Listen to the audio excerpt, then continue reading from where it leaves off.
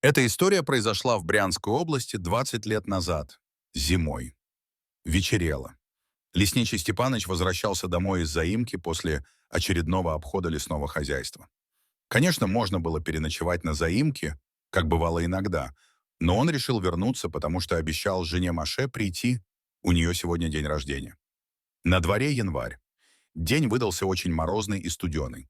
Степаныч, конечно, знал, что в этих лесах волки, особенно зимой, целыми семьями колобрудят. Вчера в мелколесье следы видел. Волки умные и хитрые.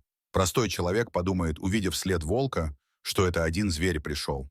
А ему-то, Степанычу, с 20-летним стажем лесника, очень даже понятно, что не один зверь прошел, а целая стая протопала. След. Вслед шли. С собой у него было ружье, которое он почти не использовал без надобности. Так, на всякий случай брал. Мало ли что. Все-таки это лес, и могут возникнуть непредвиденные обстоятельства его применить. Путь Степаныча был не очень долг.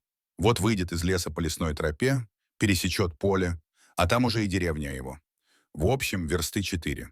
Пока Степаныч шел по лесу, тропа была видна. Освещали ее бледноликая луна да звездные россыпи. В лесу царило безмолвие. В этой тишине было лишь потрескивание деревьев от мороза до хруст снега под ногами. Но постепенно совсем стемнело. Вот луна исчезла, прикрыла ее набежавшая туча. Вдруг впереди себя Степаныч увидел два сверкающих огонька. Он даже остановился от неожиданности. «Волки», — подумал он. Лесник поглядел. Слева, справа тоже огоньки. Оглянулся назад, и сзади сверкают. «Ах ты ж ядреный корень! Вот это обложили!» Со страхом в душе подумал Степаныч. «Стрельнуть, что ли? Но их много, не успею выстрелить в следующий раз», — подумал он, и неуверенно с трепетом в сердце, не спеша пошел вперед. Волки тоже двинулись, но приблизиться к нему пока не решались. «Может, не тронут?» — подумал лесник.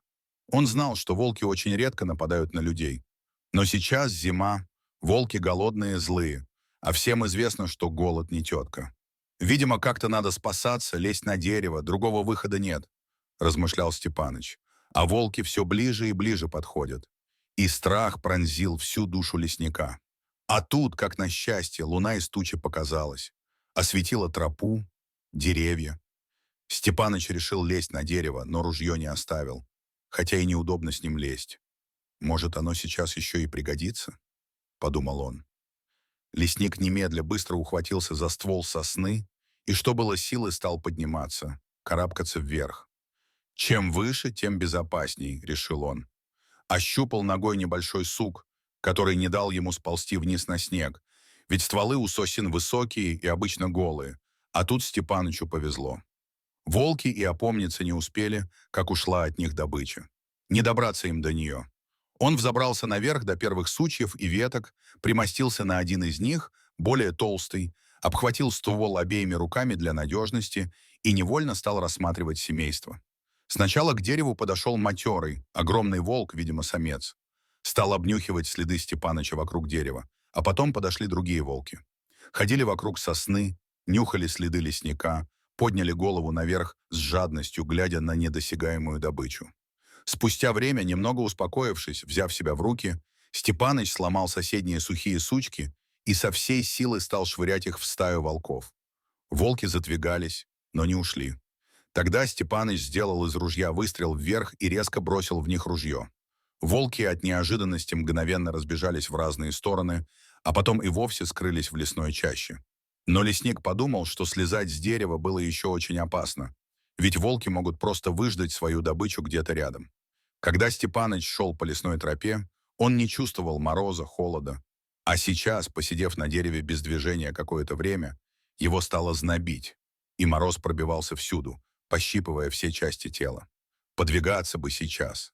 Да сломаются сучья сосны, а на таком морозе они еще легче ломаются, и тогда я упаду с дерева, подумал Степаныч. Как можно более поплотнее запахнул полушубок, приподнял воротник, еще крепче обхватил дерево руками и стал думать, как быть дальше. Лесника от холода стало клонить в сон. Он понимал, что спать нельзя, но против своей воли начал сладко дремать, что отбирало его силу. Степаныч взбодрил немного себя, похлопав поочередно руками по щекам, и стал думать о своей жене. Маша, что она его сейчас ждет, переживает, и он обязательно должен к ней вернуться живым и здоровым. Ведь они любят друг друга, и если с ним что-то случится, она просто не переживет этого. Тем более у нее больное сердце, а сын уже вырос, у него своя семья и живет далеко от них. Прошло 2 часа, как он находился на дереве. «Волки уже ушли», — подумал Степаныч. «Сейчас я только переведу дух и буду спускаться вниз», — сказал себе лесник.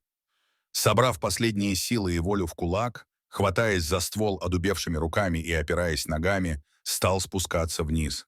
Степаныч видел, кроме многочисленных следов вокруг сосны, один глубокий след, который вел в чащу леса. «Ушли след вслед строем», — подумал Степаныч и успокоился. Он спустился, поднял ружье, которое его выручило на этот раз, и, еле передвигаясь одеревеневшими ногами, вышел из леса, прошел по полю, уже светало. Но деревня еще спала. Ни дымка над крышами не видно, ни собачьего лая не слышно, и только в окошке дома Степаныча горел свет. Его до сих пор ждала любимая жена Машенька, так он ее называл. Вот такая история приключилась с лесником Степанычем. Дорогие зрители, подписывайтесь на канал, ставьте лайки, пишите комментарии. До новых встреч!